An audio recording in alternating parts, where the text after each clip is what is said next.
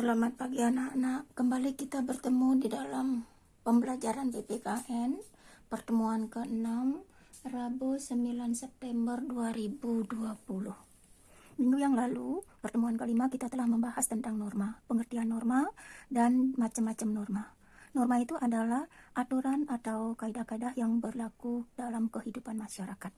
Nah, sekarang kita akan mempelajari yang kedua, apa arti pentingnya norma dalam mewujudkan keadilan. Nah, seperti kata Ibu tadi, norma itu aturan yang mengatur dalam kehidupan masyarakat sehingga terciptanya ketertiban dan keharmonisan dalam hidup bermasyarakat. Dengan adanya norma, perbedaan-perbedaan yang ada di masyarakat bisa dipecahkan, bisa menimbulkan keharmonisan dan ketertiban. Untuk itu, norma itu memiliki suatu fungsi, ya. Norma itu memiliki suatu fungsi dalam kehidupan masyarakat. Yang pertama itu sebagai pedoman dalam bertingkah laku. Dengan adanya norma, kita hidup di dalam masyarakat atau bergaul di masyarakat bisa kita atur. Kita tidak boleh berbuat semena-mena. Yang kedua, menjaga kerukunan anggota masyarakat. Ya, dengan adanya perbedaan dalam masyarakat itu tidak bisa menimbulkan kekacauan dan selalu menjaga ketertiban dengan adanya norma itu. Yang ketiga, sistem pengendalian sosial.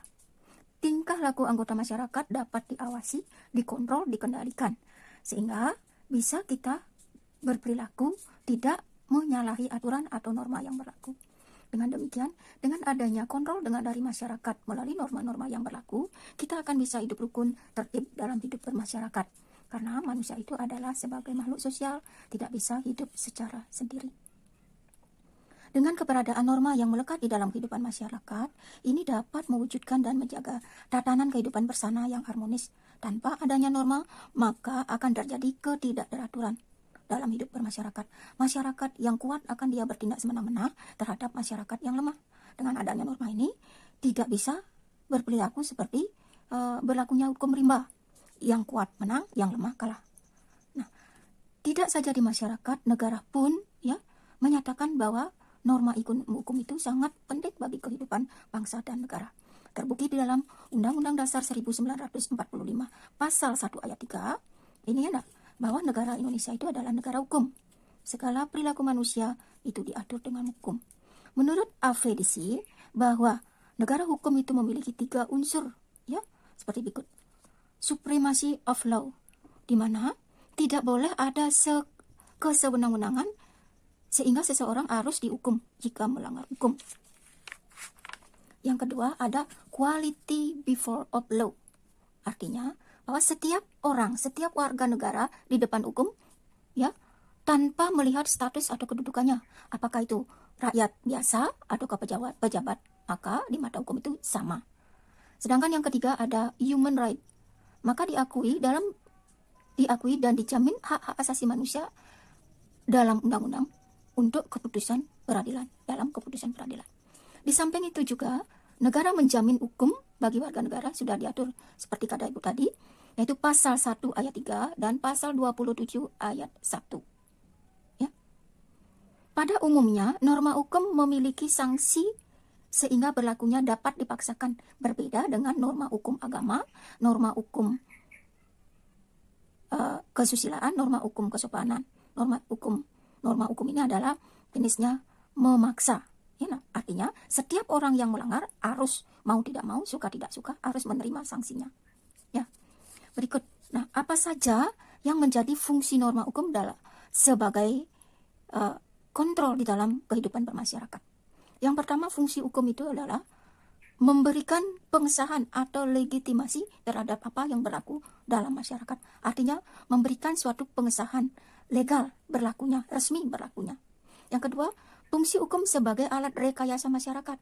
Ini artinya memberikan keleluasaan kepada masyarakat apabila dia tersandung kasus hukum. Ya, memberikan kontrol kepada masyarakat juga.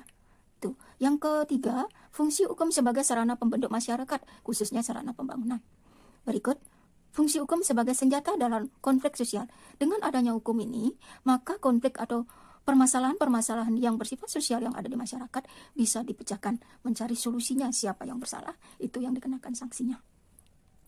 Seandainya dalam kehidupan masyarakat tidak ada aturan atau norma-norma yang berlaku, ya niscaya negara ini, masyarakat ini akan tidak tertib dan sering akan timbul kekacauan.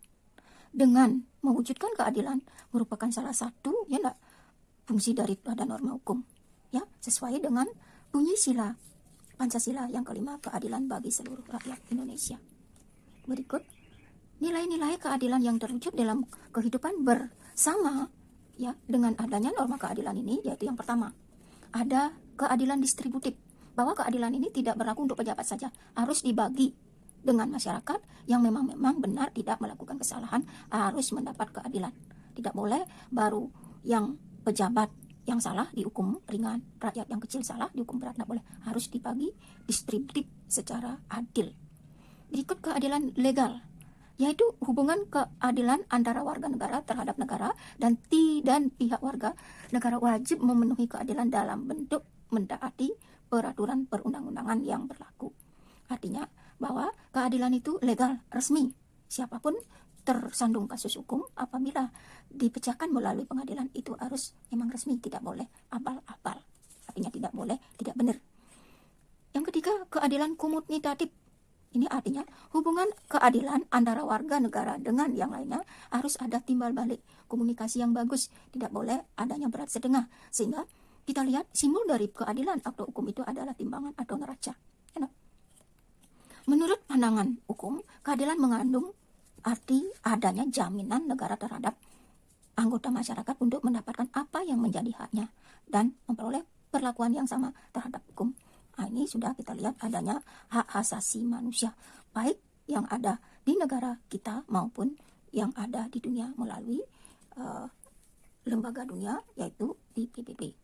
Menegakkan hukum pada pokoknya merupakan penegakan nilai-nilai keadilan, bukan penegakan peraturan tertulis yang bersifat tekstual dan formal.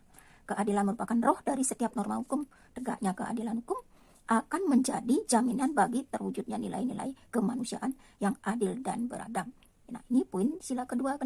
Berarti dalam dasar negara kita Pancasila sudah diatur mengenai keadilan, yaitu pada sila kedua dan sila kelima.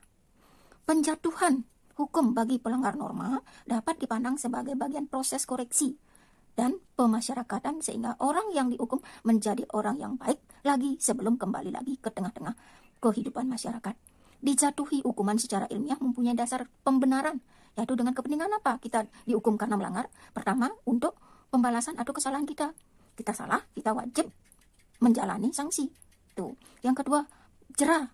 Dengan adanya penjerahan ini, hukuman ini, sanksinya ini, kita takut untuk melakukan kesalahan atau melanggar norma.